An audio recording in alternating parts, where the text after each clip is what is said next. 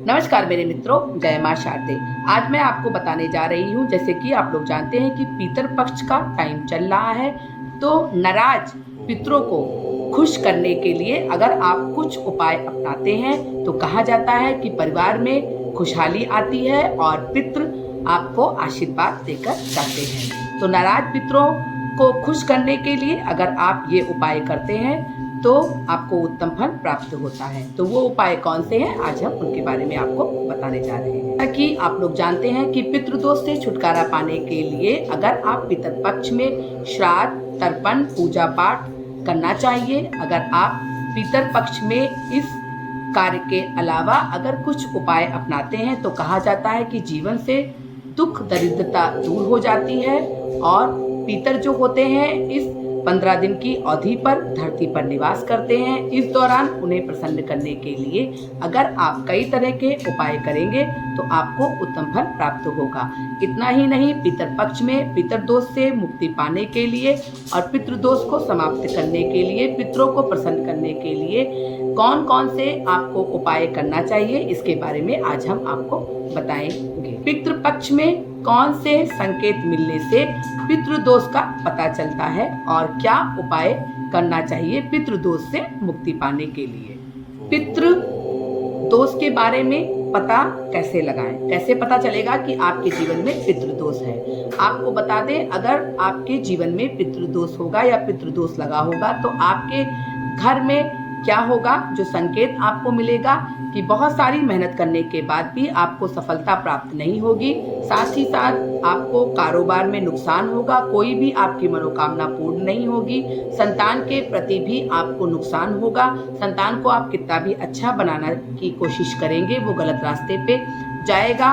और उसके बाद घर में कोई भी पारिवारिक कलहेश रह सकता है और घर की सुख शांति भ्रष्ट हो सकती है। हमेशा कलेश मचा रहेगा और शादी ब्याह का जो भी कार्यक्रम होगा वो भी नहीं होगा।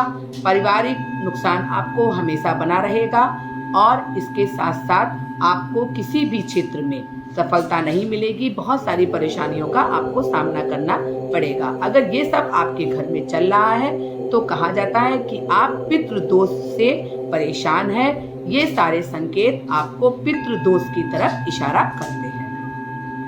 अगर आप लोगों को मेरा वीडियो अच्छा लगे तो लाइक, शेयर, सब्सक्राइब जरूर कीजिएगा और बेल आइकॉन को भी प्रेस कीजिएगा ताकि मेरे आने वाले वीडियो के बारे में आपको जानकारी प्राप्त हो सके। पितृपक्ष में कैसे करें पूजा। पितृपक्ष में आपको क्या करना है कि पीपल के पेड़ की पूजा आपको रोजाना करनी चाहिए।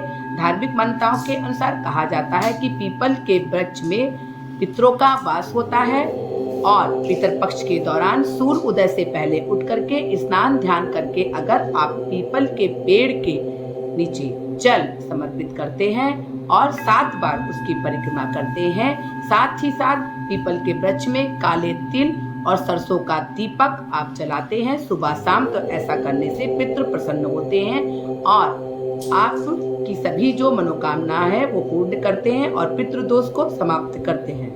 पितर पक्ष के दौरान पीपल के पेड़ की आपको पूजा अवश्य करनी चाहिए। दिया जला करके करें उपाय।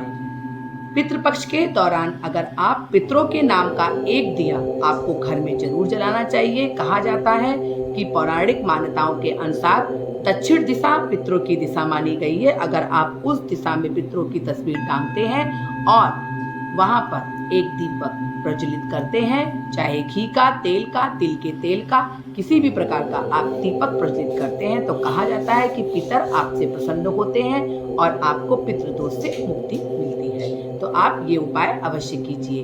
पितरों को प्रसन्न करने के लिए जो 15 दिन की अवधि होती है पितरों की, तो उसमें आप दीपक अवश्य लगाएं। अगर आप इसके अलावा उपाय नहीं कर पा रहे हैं, आपको समय नहीं मिल पा रहा है, तो आपको क्या करना है, सर्वपितृ अमावस्या वाले दिन यानी कि 2 अक्टूबर को सर्वपितृ अमावस्या है। अगर आपने इन 16 दिन की अवधि में, 15 दिन की अवधि में अगर आपने पितरों का श्राद्ध नहीं कर पाए हैं तो आपको क्या करना है कि सर्वपितृ अमावस्या का दिन सबसे अच्छा दिन माना जाता है। आप उस दिन दोष से मुक्ति पाने के लिए आप उनका श्राद्ध, पिंडदान, तर्पण करिए। इसके करने से पितरों की आत्मा को तृप्ति मिलती है। इसके बाद आपको निर्मित भोजन करना चाहिए, पितरों के लिए जल निकालें, आह्वान करें और उसके बाद पितरों को सारी सामग्री अर्पित करें। इससे जो भी पितरों की नाराजगी होती है वो दूर हो जाती है। इसके साथ साथ आपको क्या करना है कि जैसे भी जीव जंतु हैं, जैसे कुत्ता, गाय, कौवा को अन्न अवश्य निकालें। एक थाली में, एक पत्तल में उनका भोजन आप अवश्य निकालें। पूर्वजों की फोटो हमेशा घर के दक्षिण दिशा में लगाइए, क्योंकि दक्षिण दिशा में यमलोक की दिशा मानी जाती है। और फोटो को हमेशा साफ सुथरा रख करके उसमें माला अवश्य चढ़ाएं। और जो भी गलती हुई है पूजा के दौरान, उसके लिए आप पितरों से क्षमा मांगे। तो इस प्रकार अगर आप नाराज पितृ को मनाना चाहते हैं और उनकी नाराजगी को दूर करना चाहते हैं तो आप ये उपाय अवश्य कीजिए। इससे पितृ जो भी नाराज है वो मान जाएंगे और आपके घर को खुशहाली से भर देंगे। इसी के साथ मैं अगले वीडियो में मिलती हूँ।